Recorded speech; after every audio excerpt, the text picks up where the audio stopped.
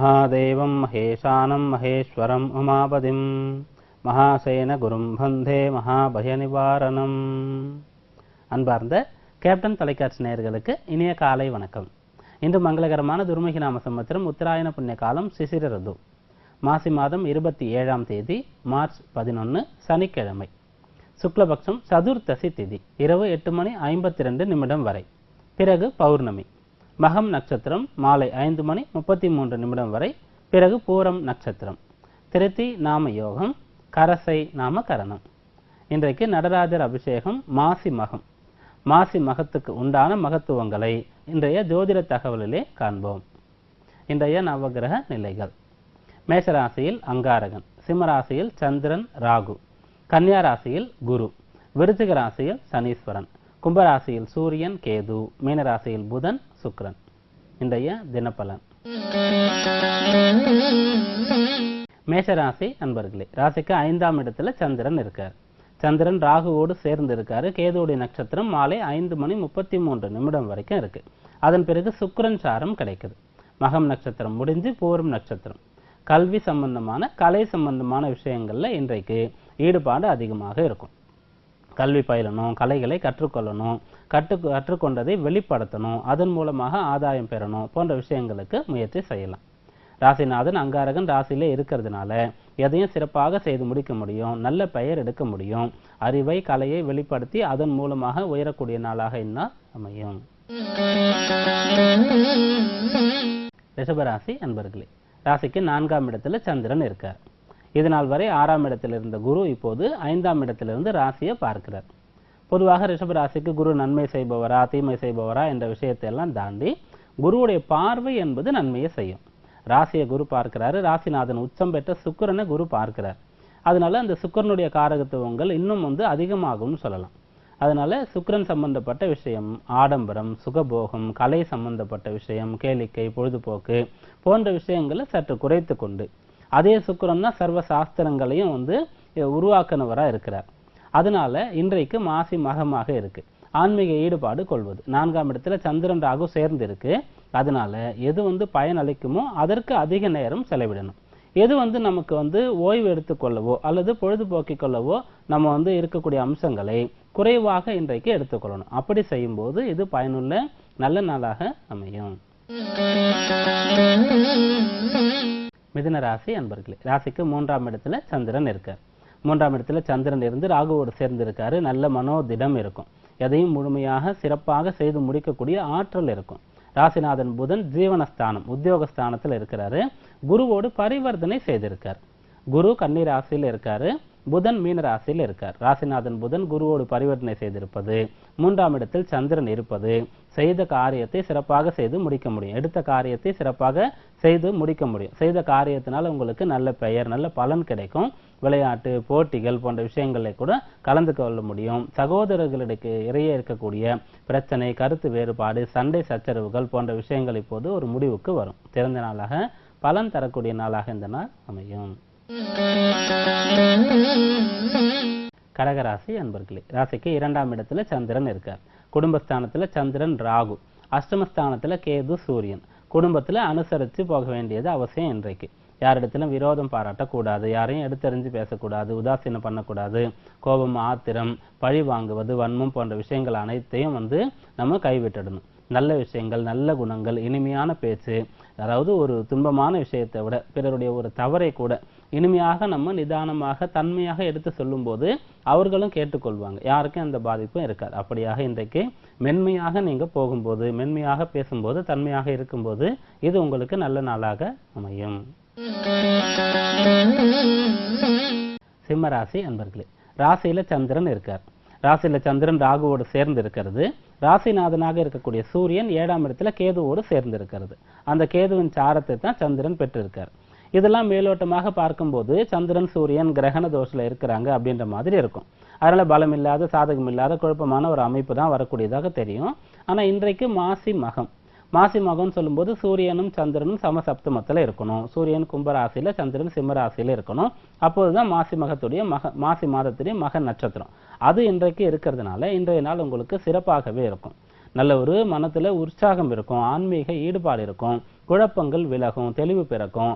அதற்கு அடிப்படையாக அதை புரிந்து கொள்வதற்கு உண்டான ஒரு அமைப்பாக குருவுடைய சஞ்சாரத்தை எடுத்துக்கலாம். இதனால் வரை நேற்று மதியம் வரை குரு 3ஆம் இடத்துல இருந்தாரு, இப்போது 2ஆம் இடத்துல இருக்கார். அதனால இது சாதகமான சிறந்த நாளாக அமையும்.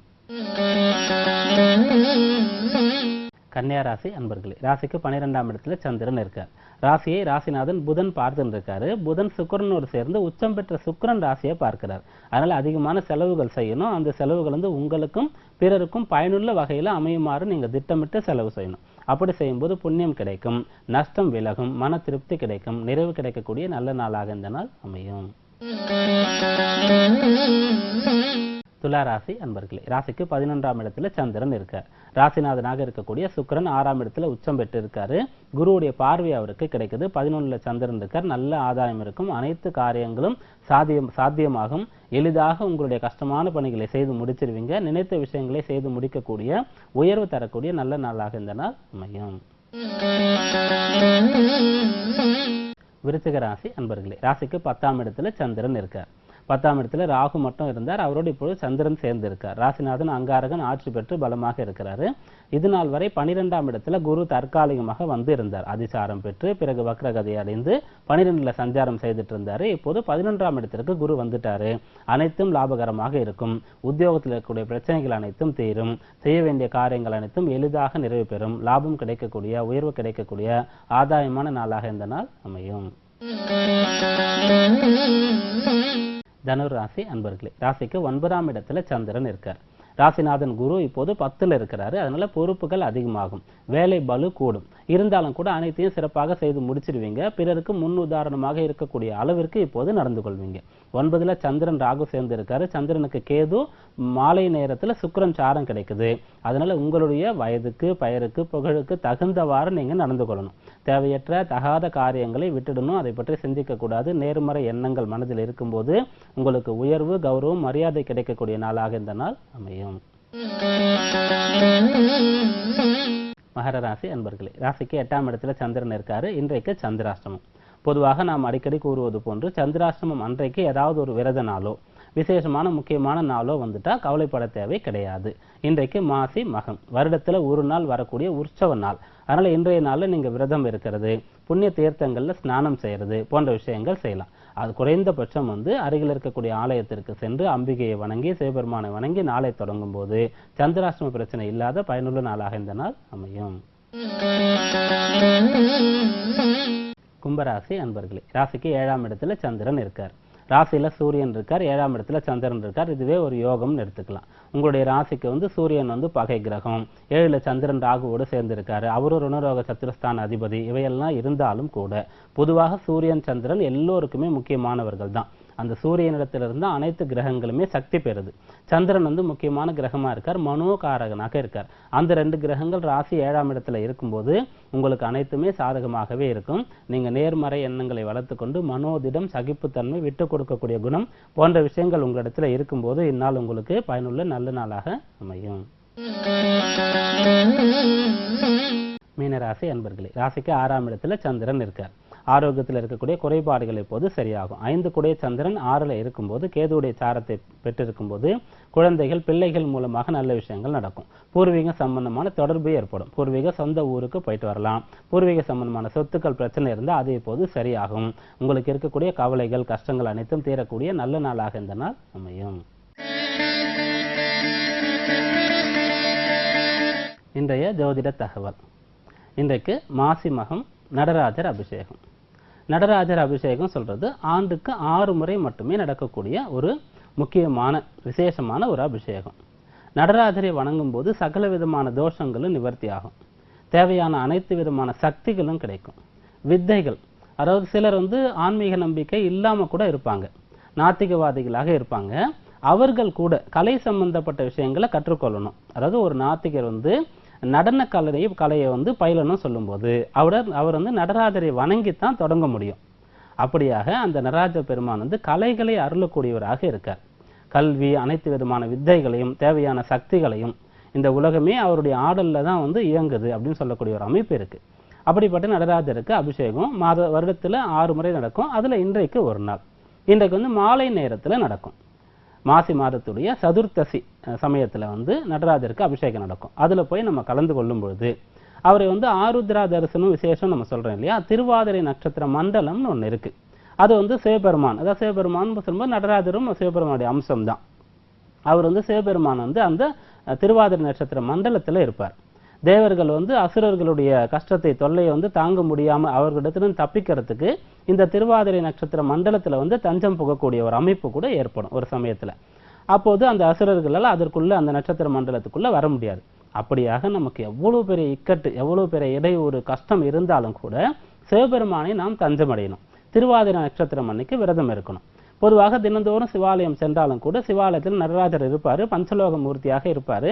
அவரை வழிபடலாம், சேவிக்கலாம். ஆனா பூஜைகள், அபிஷேகங்கள், ஆராதனைகள் அவ்வளவா வந்து விசேஷ நாள்ல தான் நடக்கும். அதனால இன்றைக்கு வாய்ப்பு இருக்கிறதுனால இன்றைய நாள்ல கலந்துக்கலாம். நடராஜர் அபிஷேகம் பார்க்கும்போது அனைத்து விதமான சங்கடங்கள், தோஷங்கள் நீங்கும், எல்லா விதமான வித்தைகளும் சித்தியாகும்.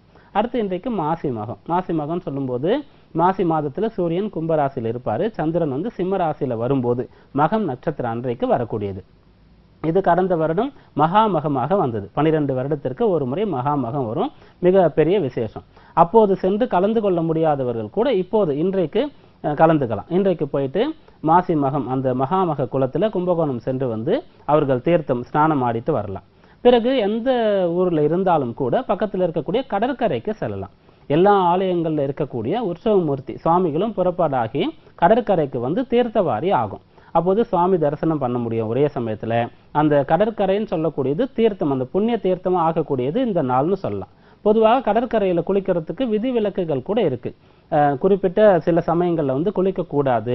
அதே போன்று தாய் தந்தை இல்லாதவர்கள் தான் வந்து சில சமயங்கள்ல குளிக்கணுன்ற விதிவிலக்குகள்லாம் நிறைய இருக்கு.